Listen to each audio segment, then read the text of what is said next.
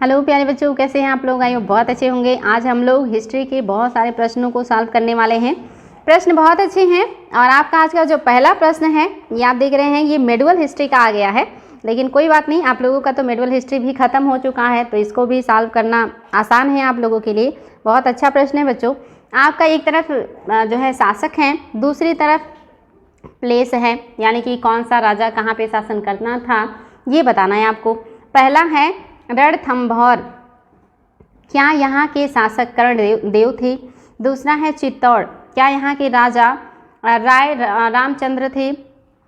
तीसरा है देवगिरी, क्या देवगिरी के जो राजा थे वो हम्मीर देव थे? और चौथा है गुजरात, क्या यहाँ के राजा जो थे वो राणा रतन सिंह थे? तो बताना है बच्चों। अच्छा, इसको सुमेलित करना है आप लोगों को, सुमेलित करना है। चलिए बच्चों, कैसे सुमेलित होगा आप लोगों को सुमेलित करके बताना है कि कौन सा है जो कि सही हो जाएगा, और ये आप लोगों को बिल्कुल भी गलत नहीं करना है। आई होप आप इसको बता सकते हैं कि कौन सा आप सुमेलित करने पे आपका क्या होगा। तो याद रखेंगे, जो आपके राणा रतन हैं ये कहाँ के शासक हैं? ये देवगिरी के शासक हैं। राणा रतन, सॉरी बच्चों, राणा रतन कहाँ के हैं ये आपको पता है, ये कहाँ के हैं? ये चित्तौड़ के हैं।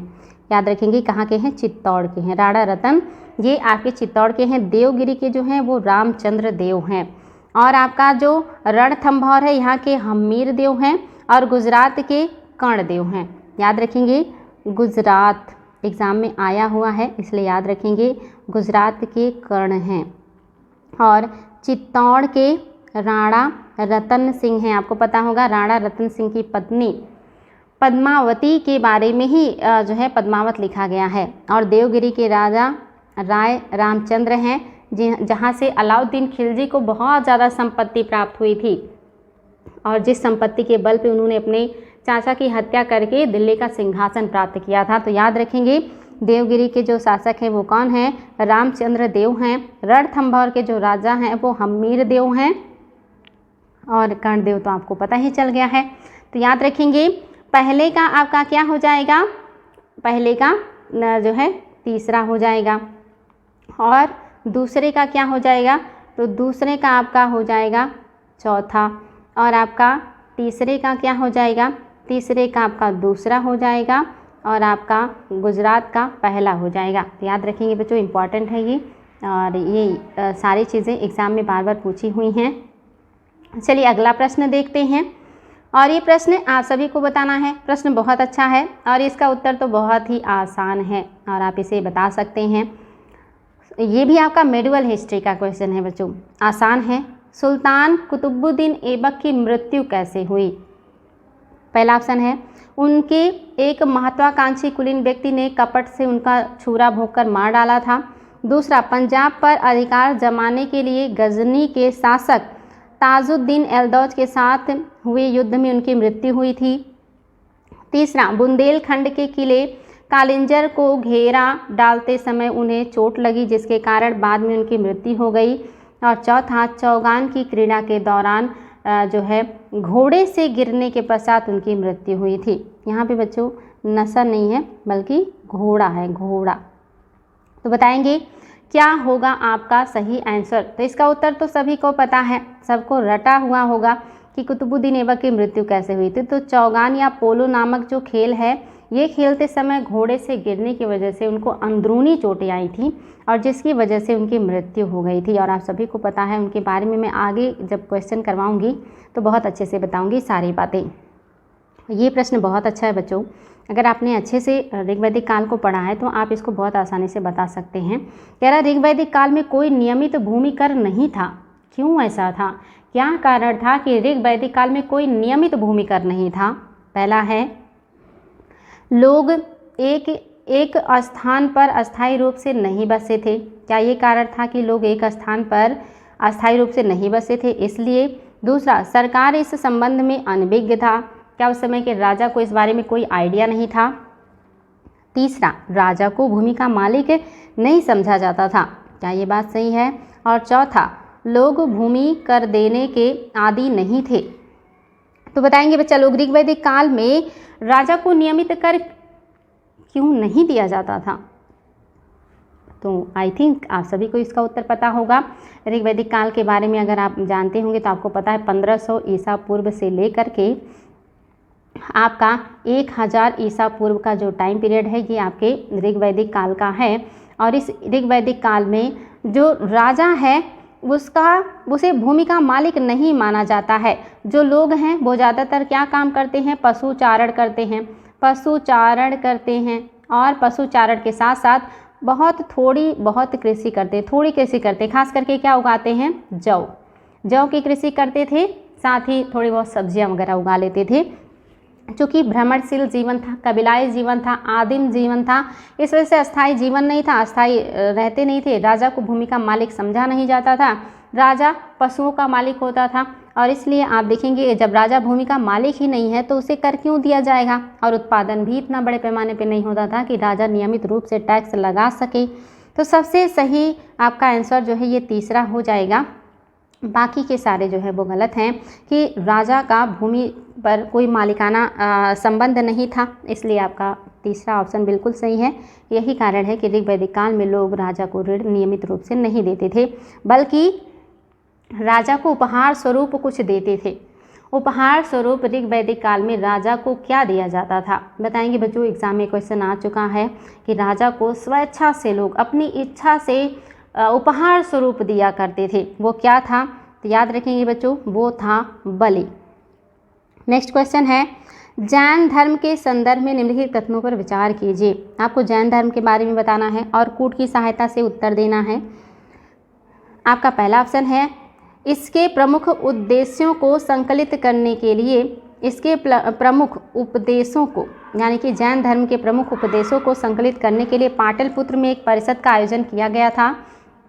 क्या ये बात सही है कि जैन धर्म के मतलब जो प्रमुख उपदेश हैं उसको संकलित करने के लिए पाटलिपुत्र में एक परिषद आयोजित किया गया था। दूसरा, इसमें धर्मोपदेश के लिए प्राकृत भाषा धार्मिक ग्रंथ अर्धमागधी भाषा में लिखे गए हैं। क्या इसमें जो धार्मिक उपदेश हैं वो प्राकृत भाषा में और अर्धमागधी भाषा में लिखे गए थे। तीसरा, इस धर्म में मूर्ति पूजा नहीं की जाती थी। तो आपको बताना है बच्चों कि कौन सा है जो कि आपका जैन धर्म के बारे में सही है। तो आप लोग उत्तर दीजिए। आई थिंक आप लोगों को उत्तर पता होगा, आप लोगों ने ये सारी चीज़ें पढ़ी हैं, और अगर पढ़ा है अच्छे से तो निश्चित तौर पे इसका उत्तर आप लोगों को पता होना चाहिए कि क्या उत्तर हो जाएगा। और आप सभी को पता है बच्चा लोग कि इसमें जो ऑप्शन नंबर फर्स्ट है ये सही है, पहला दूसरा सही है, लेकिन आपका तीसरा सही नहीं है। तीसरा क्यों सही नहीं है, क्योंकि इस धर्म में भी मूर्ति पूजा होने लगा था। आपको पता है बौद्ध धर्म में सबसे पहले जो है महात्मा बुद्ध का मूर्ति बनाकर पूजा शुरू किया, बौद्ध धर्म में महायान ने। आगे चल करके जैन धर्म में भी मूर्ति पूजा जो है वो आ गया, यानी कि इसमें भी मूर्ति पूजा जो है ये होता था। ये आपका तीसरा जो है ये गलत है।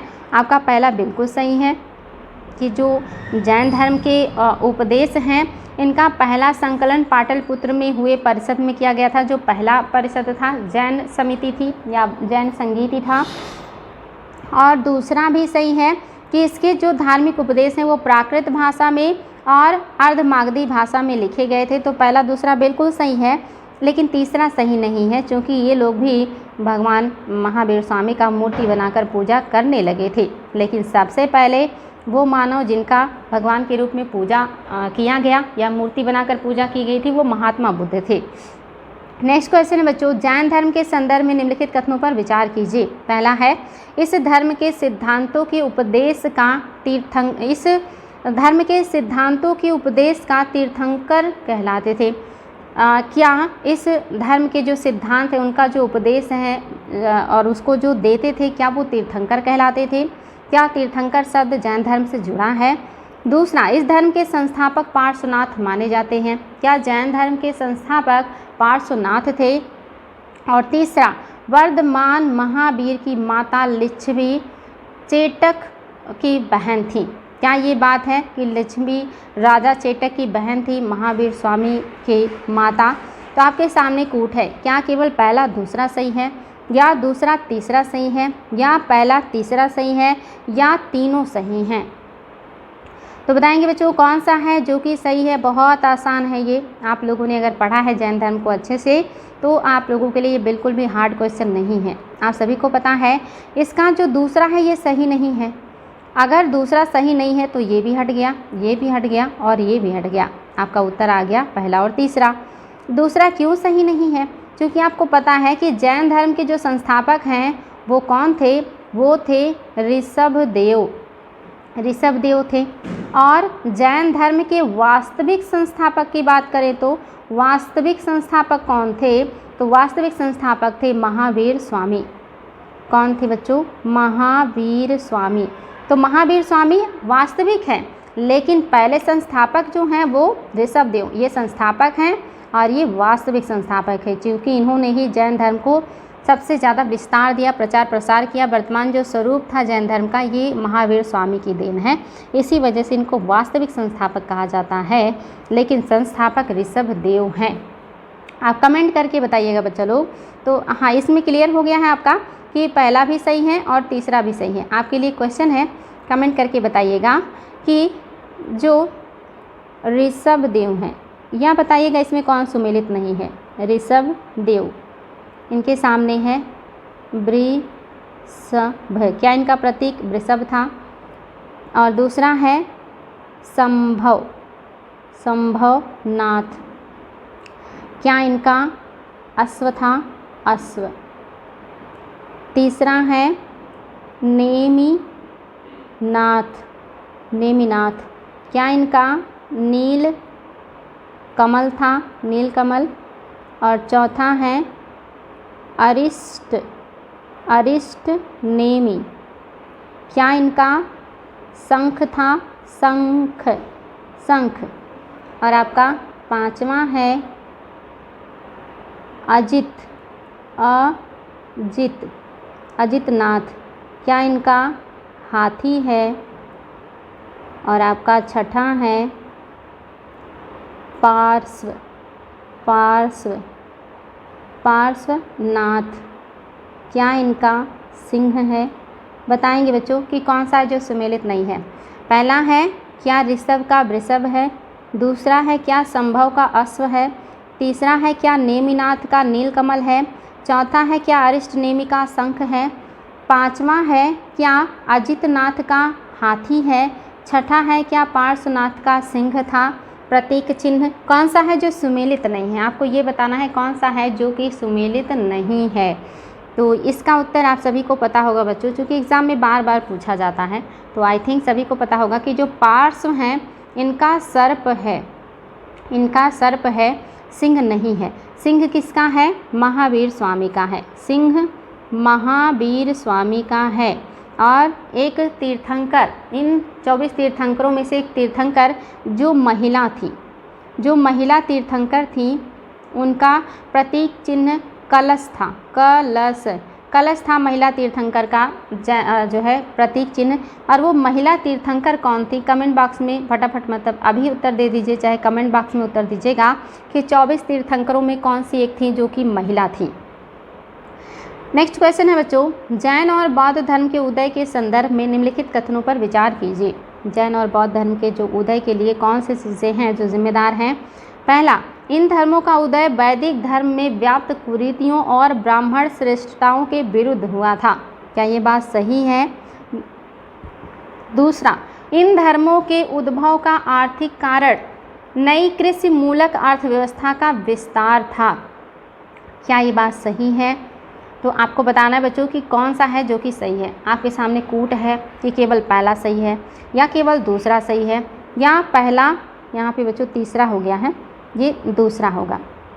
क्या पहला दूसरा दोनों सही है या कोई भी सही नहीं है? तो बताएंगे बच्चा लोग कि आपका कौन सा है जो कि सही हो जाएगा। जैन और बौद्ध धर्म के विकास के लिए कौन से जिम्मेदार रीज़न है? तो आप सभी को पता है कि यहाँ पे जो ऑप्शन दिया है आपका पहला दूसरा, ये सही हो जाएगा। ऑप्शन नंबर तीसरा बिल्कुल सही है, दोनों बातें सही हैं। क्योंकि जो वैदिक धर्म में कुरीतियाँ थीं, बुराइयाँ थीं और ब्राह्मणों की जो श्रेष्ठता स्थापित हो गया था समाज में उत्तर वैदिक काल तक, उसी का विरोध करते हुए जैन और बौद्ध धर्म या जो महावीर स्वामी हैं और सिद्धार्थ हैं ये बाहर निकले उसी का विरोध किया और ये दोनों धर्म सामने आए। और दूसरा भी सही है, इन धर्मों के उद्भव का आर्थिक कारण क्या था? तो सबसे बड़ा आर्थिक कारण क्या है? धर्म के उद्भव का आर्थिक कारण। अगर सामाजिक की बात करेंगे तो कुरीतियाँ हैं और ब्राह्मणों की श्रेष्ठता है। अगर राजनीतिक की बात करेंगे तो नीचे के दोनों वर्णों को राजनीति में अधिकार नहीं था, ये भी सही है। आर्थिक की बात करेंगे तो नई नई तरह की कृषि मूलक व्यवस्थाओं का विस्तार हो रहा था। लोहे का मतलब अच्छे से बड़े पैमाने पर औजारों का शुरुआत हो गया। कृषि काम तेज़ी से शुरू हो गया और कृषि काम करने के लिए आप सभी को पता है बड़े पैमाने पे पशुओं की ज़रूरत पड़ती है। बिना पशुओं के कृषि काम नहीं हो सकता और अगर पशुओं की ज़रूरत है तो ये जो यज्ञ बलि में बहुत ज़्यादा यज्ञ के समय बलि दिया जाता था, हज़ारों हज़ारों की संख्या में पशुओं को मार दिया जाता था, उससे कृषि कार्य में बाधा जो है उत्पन्न हो रही थी, जिससे लोग जो है वो विरोध कर रहे थे वैदिक धर्मों का, वैदिक कर्मकांडों का, वैदिक रीति रिवाजों का। इसलिए नई आपकी आर्थिक जो कृषि मूलक चीज़ें हैं ये भी क्या है, जिम्मेदार हैं इन दोनों धर्मों के उदय का। ये सारी चीज़ें बिल्कुल सही हैं बच्चा लोग, वेरी वेरी इंपॉर्टेंट तथ्य हैं, याद रखेंगे, एग्ज़ाम में ये सब बार बार आते हैं। चलिए अगला प्रश्न भी बहुत ही बढ़िया है और आपको बताना कौन सा सुमेलित है और वो भी कूट की सहायता से बताना है। पहला है सत दर्शन, क्या ये जो है विचार संप्रदाय है? दूसरा है नागार्जुन, क्या ये शून्यवाद से जुड़े हैं? तीसरा है रामानुज, क्या ये अनेकांतवाद से जुड़े हैं? चौथे हैं शंकराचार्य, क्या ये अद्वैतवाद से जुड़े हैं? तो आपको बताना है बच्चों कि कौन सा है जो कि आपका सही सुमेलित है। कूट में केवल पहला, केवल दूसरा तीसरा, या पहला तीसरा, या पहला दूसरा तीसरा, तो बताएंगे बच्चों। अच्छा, यहाँ पे चौथा ऑप्शन तो दिया ही नहीं है। चलिए आपका एक ऑप्शन यहाँ पे हटा करके कर दे रहे हैं, यहाँ पे दूसरा और चौथा। तो अब आपको बताना है कि आपका कौन सा है जो कि सही है, केवल पहला सही है, या दूसरा चौथा सही है, या पहला तीसरा सही है, या पहला दूसरा तीसरा सही है। तो आपको बताना है कि कौन सा है जो कि सही सुमेलित है। तो आप सभी को पता है कि जो रामानुज हैं ये अनेकांतवाद से नहीं जुड़े हैं, इनका जो था वो था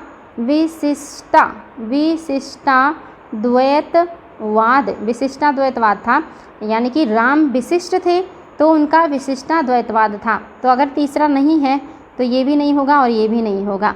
और आपको पता है केवल पहला तो संभव ही नहीं है, पहला भी गलत है, यानी कि दूसरा और चौथा, नागार्जुन का शून्यवाद था और शंकराचार्य का अद्वैतवाद, यानी कि ऑप्शन नंबर 2 बिल्कुल सही है, दूसरा और चौथा।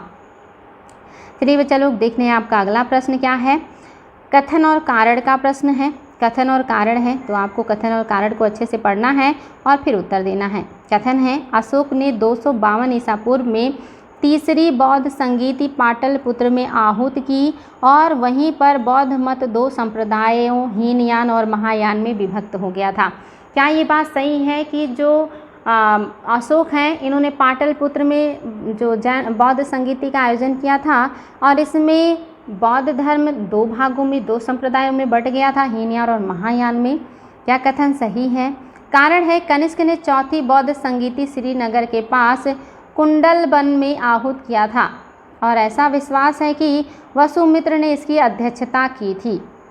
अब आपके सामने है, पहले में दोनों कथन सत्य हैं और कथन जो है ये कारण कथन की व्याख्या कर रहा है। दूसरा दोनों सही है किंतु कथन कारण कथन की व्याख्या नहीं कर रहा। तीसरा है कथन सही है कारण गलत है और दूसरा कह रहा है कि कथन 1 सत्य है और कथन 2 गलत है। तो आपको बताना है कि आपका कौन सा हो जाएगा। अच्छा, यहाँ पे इसमें होगा कि कथन, पहला कथन, फर्स्ट कथन असत्य है और दूसरा जो है वो सत्य है। तो आपको बताना है बच्चों कि कौन सा है जो कि आपका हो जाएगा, यानी कि आपको बताना है कि कौन सा है जो सही है। और आप सभी को पता है इसका उत्तर, आप सभी को सारी चीज़ें पहले ही बता चुकी हूँ कि आपका चौथा ही सही हो जाएगा। कथन असत्य है और कारण सत्य है। कथन यानी कि पहला कथन गलत है और दूसरा सही है। पहला कथन गलत क्यों है? क्योंकि आप सभी को पता है कि जो ये हीनयान और महायान में बट रहा है ये कनिष्क के टाइम में बटा है, कनिष्क के समय में, और चौथे बौद्ध संगीत में बटा है। और जो है इसका जो उपाध्यक्ष था ये भी पूछा जाता है। उपाध्यक्ष कौन था? अश्वघोष जो थे इसके उपाध्यक्ष थे, और जो अध्यक्ष थे वो थे वसुमित्र। इसमें तो कोई दिक्कत ही नहीं है, वसुमित्र जो है अध्यक्ष थे। और चौथी बौद्ध संगीति कुंडल वन में हुआ था। और कनिष्क जो है ये भी महायान संप्रदाय को ही मानने वाला था, और महायानियों ने ही संस्कृत में ग्रंथों को लिखना शुरू किया, और भगवान बुद्ध को मूर्ति बना करके उनको भगवान के रूप में पूजा करना भी शुरू किया था। तो आपके सामने अगला प्रश्न है, और इसका कूट भी आप लोगों के सामने है, और आप देख रहे हैं यहाँ पर। अच्छा, कूट में आपको 4 भी दे रहे हैं, दूसरा, तीसरा, चौथा, और यहाँ पे चौथा। तो आपको बताना बच्चों सत्य कथन याद रखेंगे। पहले में केवल पहला, दूसरे में केवल तीसरा, तीसरे में पहला, दूसरा, तीसरा, चौथा, और चौथे में सभी। चलिए आपके सामने है क्वेश्चन, भारत के राजनीतिक और सांस्कृतिक विकास में विदेशी शासकों के योगदान के संदर्भ में निम्नलिखित कथनों पर विचार कीजिए। अच्छा, यहाँ पे 3 ही ऑप्शन है, बिल्कुल 3 ही ऑप्शन है बच्चा लोग, इसीलिए ऑप्शन में 3 दिया गया है। ये ऑप्शन जो है ये पहला हो जाएगा, ये दूसरा और ये तीसरा। पहला है कनिष्क ने 78 ईस्वी में शक संवत की शुरुआत की थी। क्या ये बात सही है? दूसरा, काव्य शैली का सबसे पहला प्रतिरूप रुद्रदामन प्रथम के शिलालेख में मिलता है। क्या ये बात सही है? और तीसरा, भारतीय रंगमंच में प्रयोग किया जाने वाला यवनिका यूनान से लिया गया था। तो आपको बताना है बच्चों कि कौन सा है जो कि आपका सही है। और आपके सामने कूट तो है ही, केवल पहला, केवल तीसरा, दूसरा, तीसरा, या पहला, दूसरा, तीसरा, तीनों। तो बताएंगे बच्चों कौन सा है जो कि आपका सही है। तो आप सभी को पता है कि पहला बिल्कुल करेक्ट है, 78 ईस्वी में कनिष्क ने शक संवत की शुरुआत की थी अपने राजारोहण के वर्ष। दूसरा भी सही है, काव्य शैली का सबसे पहला प्रतिरूप रुद्रदामन के शिलालेख में देखने को मिलता है, जो विशुद्ध संस्कृत में लिखा हुआ है। तीसरा भी सही है, भारतीय रंगमंच में प्रयोग किए जाने वाला यवनिका यूनान से लिया गया है। यवनिका मीन्स होता है पर्दा, रंगमंच के पीछे का पर्दा। तो आपका जो है तीनों पॉइंट बिल्कुल सही हैं। अगला प्रश्न आसान प्रश्न है, और आपको इसका उत्तर भी कूट की सहायता से देना है। कूट देख लीजिए कि कौन सा है जो कि सही है, आपको ये बताना है। आपके सामने प्रश्न है, सिकंदर की सफलता का क्या कारण है? तो कह रहा उस समय भारत में कोई केंद्रीय सत्ता नहीं थी। क्या जब सिकंदर ने भारत पर आक्रमण किया तब कोई केंद्रीय सत्ता नहीं थी?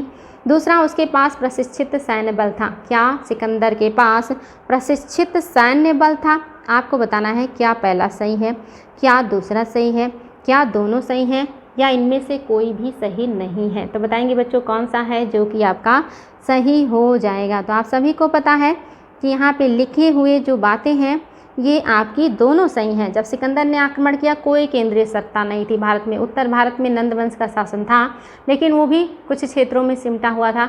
पश्चिमोत्तर क्षेत्र में, दक्षिण क्षेत्रों में, हर क्षेत्र में अलग अलग राजवंशों का शासन था। कोई केंद्रीय सत्ता नहीं थी मौर्य, गुप्त, मुगल जैसी। और उनके जो सिकंदर थे उनके पास प्रशिक्षित सेना थी, इसमें तो कोई डाउट ही नहीं है। दोनों बातें बिल्कुल सही हैं बच्चों। चलिए अगला प्रश्न, ये भी सिकंदर के पहले जो ईरानी आक्रमण हुआ था उससे जुड़ा हुआ है, और आपको क्वेश्चन का उत्तर भी कूट की सहायता से देना है। क्वेश्चन है, भारत और ईरान के मध्य संपर्क के परिणामों के संदर्भ में निम्नलिखित कथनों पर विचार कीजिए। भारत और ईरान के मध्य जो संपर्क के परिणाम थे उसके बारे में कौन से कथन हैं जो कि सही हैं?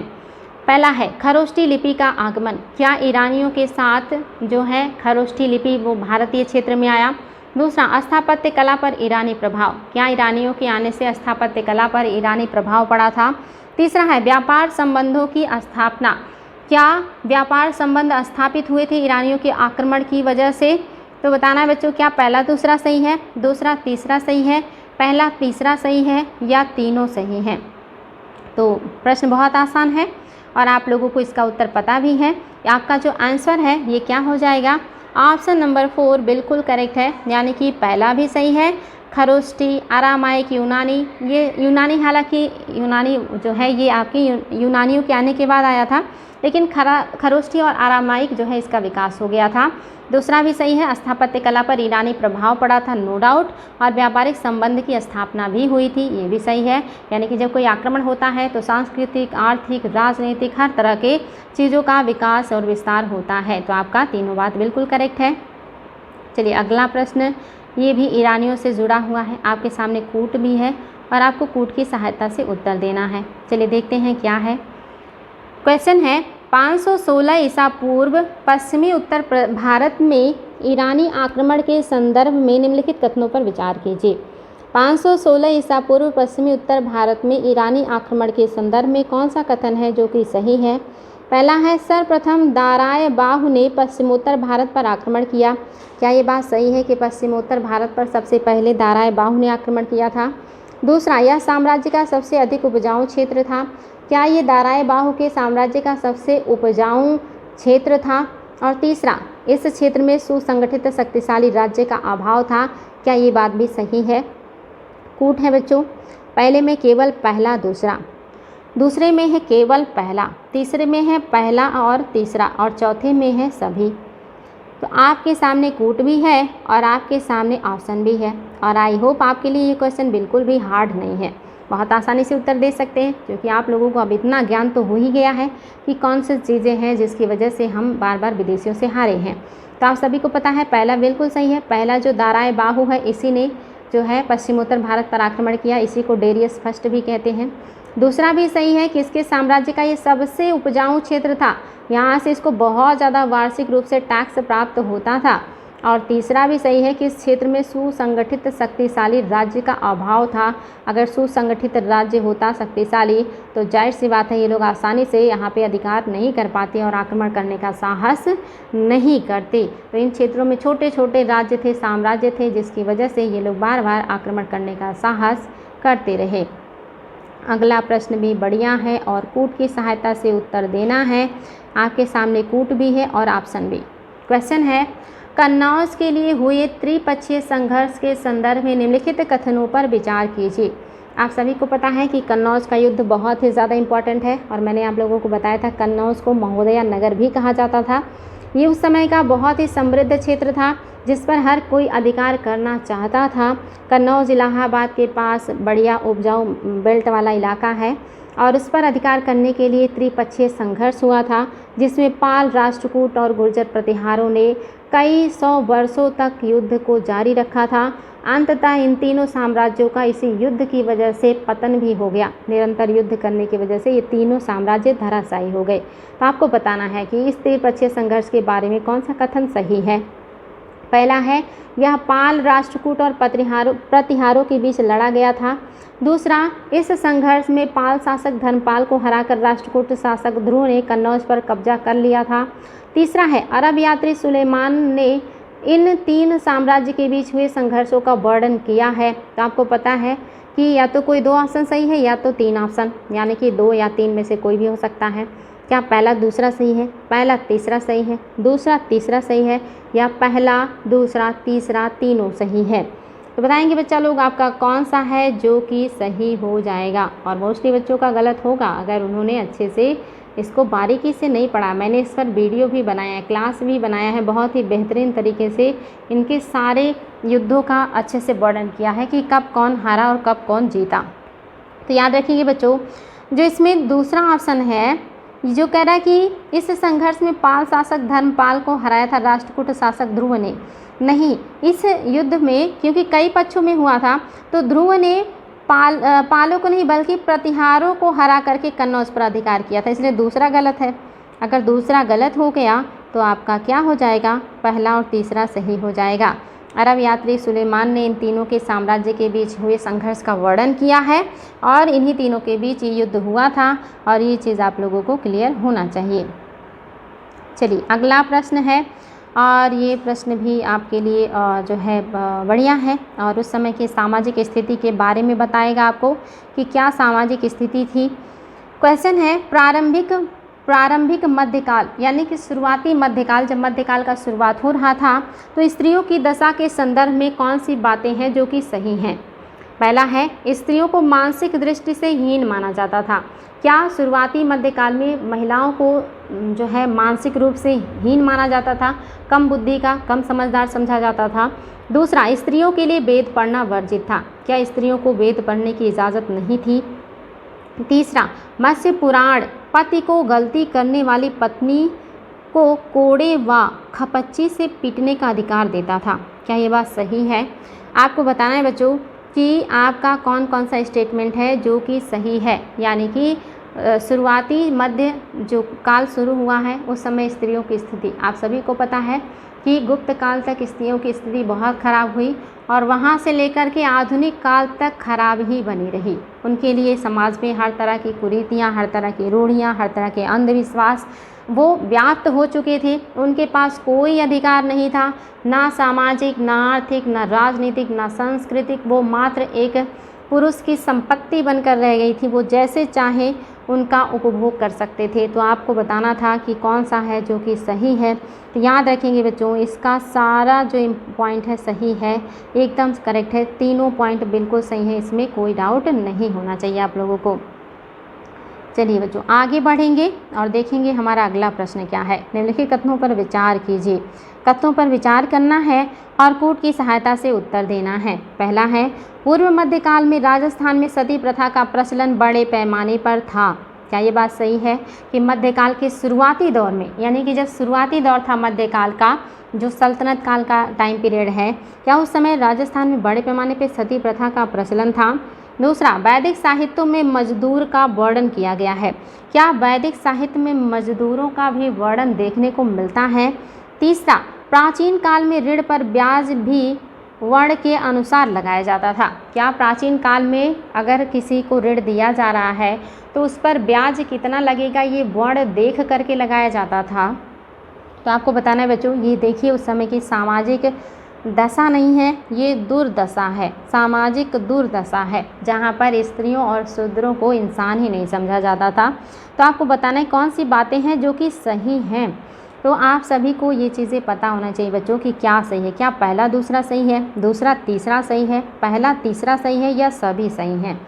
याद रखेंगे बच्चों, बहुत इंपॉर्टेंट है ये। आप लोगों की स्टूडेंट होने के साथ साथ एक जागरूक इंसान और एक अच्छा इंसान होने के नाते भी ये सारी चीज़ें पता होनी चाहिए कि कौन कौन सी बातें हैं जो कि आपकी सही हैं। याद रखेंगे, आपका पहला बिल्कुल सही है। शुरुआती मध्यकाल में राजस्थान में सती प्रथा का बड़े पैमाने पर प्रचलन था, क्योंकि ये राजपूतों का इलाका है और इन राजपूत इलाकों में जौहर प्रथा, सती प्रथा बड़े पैमाने पे प्रचलित था। राजपूत कन्याओं को सबसे ज़्यादा बचपन में मार दिया जाता था। सबसे ज़्यादा यही जौहर और सती प्रथा का पालन भी करती थी। दूसरा जो है ये सही नहीं है, क्योंकि वैदिक साहित्य में मजदूर का वर्णन नहीं मिलता। दास का मिलता है, मजदूर का नहीं मिलता। दास का मिलता है बच्चों, लेकिन मजदूर का नहीं मिलता है। इसलिए आपका दूसरा सही नहीं है। और अगर दूसरा सही नहीं है तो आप सबको पता है कि पहला भी गलत, दूसरा भी गलत और चौथा भी गलत। और आपका क्या बचा, पहला और तीसरा सही है। प्राचीन काल में ऋण पर ब्याज भी वर्ण के हिसाब से लगाया जाता था। सबसे कम ब्याज ब्राह्मण को, उससे कम क्षत्रिय को, सबसे ज़्यादा ब्याज शूद्रों पर लगाया जाता था। आप देख रहे होंगे जिनकी स्थिति सबसे दीनहीन थी उन्हीं को सबसे ज़्यादा सूद भी देना पड़ता था। क्या व्यवस्था थी, आप खुद ही अनुमान लगा सकते हैं। नेक्स्ट क्वेश्चन है, निम्नलिखित कथनों पर विचार कीजिए। निम्नलिखित कथनों पर विचार कीजिए। पहला है, हड़प्पा के निवासी कपास उगाते थे तथा उसको उपयोग में लाते थे। क्या ये बात सही है। दूसरा, हड़प्पा के निवासियों को तांबा व कांसे का कोई ज्ञान नहीं था। तीसरा, मानक हड़प्पा मुद्रा मिट्टी की बनी होती थी। तो आपको बताना है बच्चों कि कौन सा स्टेटमेंट है जो कि सही है। आसान भी है और थोड़ा सा कॉन्सेप्ट पर आधारित भी है। अगर आप लोगों ने अच्छे से हड़प्पा सभ्यता को पढ़ा है तो गलती नहीं करेंगे, लेकिन अगर अच्छे से नहीं पढ़ा है तो निश्चित तौर पे ऐसे आसान क्वेश्चन भी गलत हो जाएंगे। तो आप सभी को इसका उत्तर पता होना चाहिए बच्चों, क्या सही है आपका। केवल पहला सही है या दूसरा तीसरा सही है या पहला दूसरा सही है या तीनों सही हैं। तो आप सभी को पता होना चाहिए। बहुत आसान है। कि जो हड़प्पा के निवासी, इनको तांबा और कांसे का अच्छा खासा ज्ञान था, बढ़िया ज्ञान था इनको। इन्होंने ही तो कांसे का बड़े पैमाने पर निर्माण किया था, तभी तो ये कांस्ययुगीन सभ्यता कहलाई। अब इस हिसाब से देखिए आपका तीनों कट गया, केवल पहला सही है। तीसरा क्यों नहीं सही है? क्योंकि इनका जो मानक मुद्रा थी ये मिट्टी की नहीं बल्कि मुलायम चट्टान की बनी थी, मुलायम चट्टान की बनी थी। और वो मुलायम चट्टान का क्या नाम था? उस मुलायम चट्टान का नाम था सेल खड़ी। सेल खड़ी की सबसे ज़्यादा मोहरें सिंधु घाटी सभ्यता में पाई गई हैं और ये सेल खड़ी एक मुलायम चट्टान है, इसलिए आपका तीसरा भी गलत है। केवल और केवल आपका पहला ऑप्शन सही हो जाएगा। चलिए बच्चों, ये क्वेश्चन बहुत आसान है आपके लिए और इसमें कोई गलती नहीं करेंगे आप लोग। आपको बताना है हड़प्पा सभ्यता के लोगों को किन धातुओं का ज्ञान था। किन धातुओं का ज्ञान था हड़प्पा सभ्यता के लोगों को? पहला है सोना, लोहा, चांदी, कांसा। दूसरा है टिन, तांबा, चांदी, कांसा और लोहा। तीसरा है कांसा, तांबा, लोहा, चांदी और सोना। और चौथा है सोना, चांदी, तांबा, कांसा, टिन। बहुत आसान है ये तो, आप लोगों के लिए 1 मिनट का भी प्रश्न नहीं है। क्वेश्चन पढ़ते पढ़ते ही आप लोगों को उत्तर मिल गया होगा। और बहुत बढ़िया बच्चा लोग, वेरी नाइस। आप लोगों का जो उत्तर है ये क्या हो जाएगा? आपका उत्तर हो जाएगा 4, क्योंकि लोहे से वो लोग परिचित नहीं थे और लोहे का उल्लेख तीनों में है, इसलिए आपका चौथा ऑप्शन बिल्कुल करेक्ट हो जाएगा। लोहा छोड़ के बाकी सभी धातुओं से सिंधु घाटी सभ्यता वाले परिचित थे। चलिए अगला प्रश्न है, भारत के प्राचीनतम ज्ञात नगरीय सभ्यता को सिंधु घाटी की सभ्यता कहे जाने का प्रमुख क्या कारण है? क्या कारण है कि जो नगरीय सभ्यता प्राप्त हुई है सिंधु घाटी सभ्यता की, इसको नगरीय सभ्यता को सिंधु घाटी सभ्यता कहते हैं? पहला, इससे संबंधित प्रारंभिक पुरास्थल सिंधु और इसकी सहायक नदियों के इर्द गिर्द प्राप्त हुए इसलिए। दूसरा, इससे संबंधित सर्वाधिक पुरास्थल सिंधु और उसकी सहायक, अच्छा 2 बारी ऑप्शन हो गया है।